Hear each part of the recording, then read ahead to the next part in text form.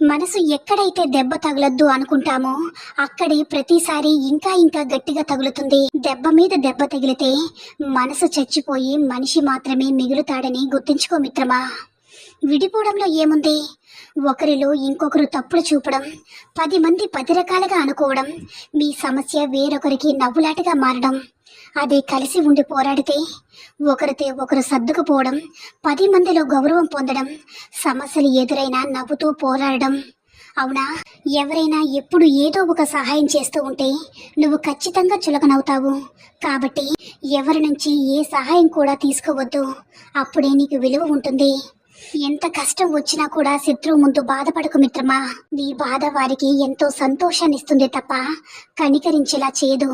మనిషి కూడా అన్నీ వదిలేసి ఎక్కడికైనా పారిపోవాలనుకున్నప్పుడు బంధాలు బంధుత్వాలు ఎక్కడికి వెళ్ళనివ్వకుండా కట్టిపడిస్తూ ఉంటాయి.